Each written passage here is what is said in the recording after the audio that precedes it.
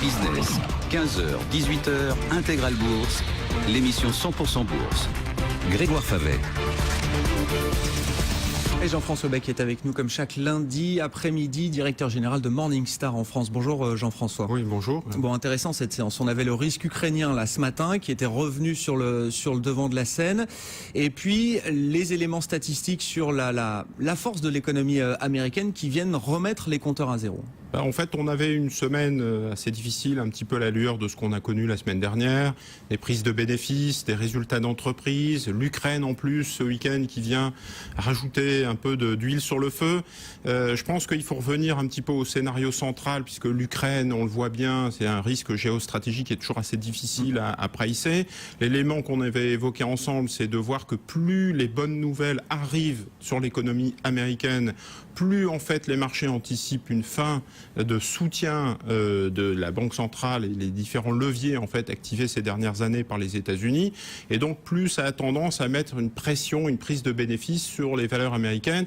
Globalement, l'ensemble des bulles spéculatives, on avait vu l'année dernière les marchés émergents, on a vu les valeurs techno en début d'année, voilà, et les marchés américains d'une manière générale qui étaient très valorisés.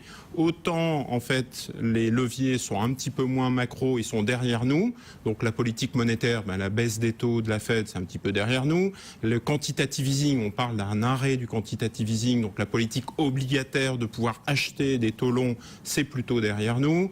La politique commerciale, la baisse du dollar, c'est aussi fini. Et puis la politique budgétaire, la politique de relance. Voilà 4 leviers qui sont derrière nous. On se retrouve pas tellement avec des vents contraires, mais avec uniquement la croissance, les fondamentaux américains. Et donc c'est pour ça qu'on regarde avec attention les résultats financiers. Il y a une vraie dichotomie.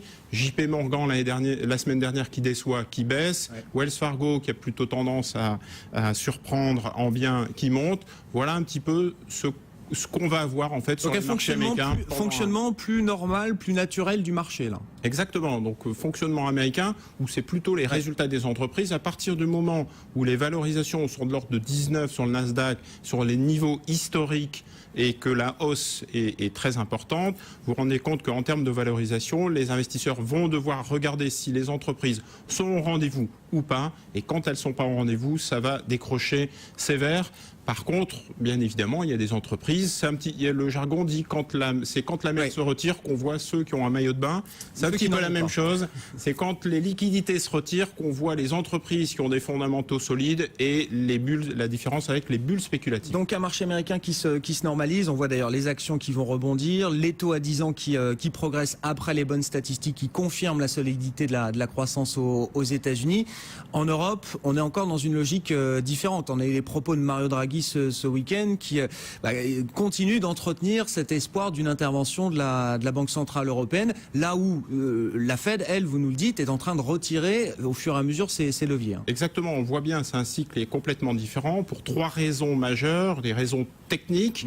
Il y a un retour des pays d'Europe du Sud qui ont été massacrés, donc il y a un effet technique de baisse des taux et rattrapage sur des valeurs d'Europe du Sud qui a tendance à soutenir les marchés.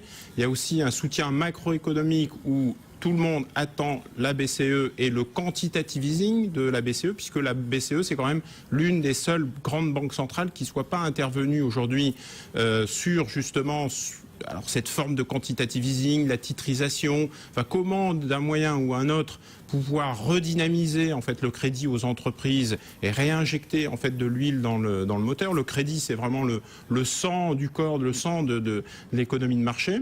Et le troisième élément, c'est les nouvelles microéconomiques. Il y a des animations, j'allais dire, M&A, donc des fusions-acquisitions, des introductions en bourse, des conditions de financement intéressantes qui montrent que effectivement l'Europe redevient plutôt source d'opportunités. Donc le cycle est un petit peu différent entre l'Europe et les États-Unis. Nous, on rentre dans cette phase où les leviers plus macroéconomiques sont encore importants. C'est pour ça qu'on privilégie plutôt l'Europe qu'aux États-Unis. Et sur la nature de la hausse en Europe, là on voit des valeurs défensives qui reviennent sur le devant de la scène, du Danone sur ces dernières séances, du L'Oréal, du LVMH, du Pernod Ricard, toutes ces grandes valeurs de croissance qui avaient plongé depuis quasiment un an maintenant avec le ralentissement des émergents. Elles retrouvent de l'intérêt là. Oui, c'est un petit peu ce qu'on a sur les marchés américains et c'est ce qu'on a aujourd'hui sur les marchés européens. Les investisseurs sont plutôt proactifs, anticipent. passer en fait ce mouvement un peu de rattrapage sur des cycliques, des financières italiennes, le thème qui va être un petit peu usé dans quelques semaines. La plupart des gérants essayent de prendre du recul et regarder ce qui peut se passer dans les prochains mois et prochaines années, à la lueur de ce qui s'est passé aux États-Unis. Et donc, il y a un rattrapage naturel, rotation sectorielle, vers des valeurs défensives, de rendement, forte visibilité, qui peuvent justement passer à travers ces crises ou cette volatilité sur les marchés. Merci beaucoup Jean-François. Jean-François Bay, directeur général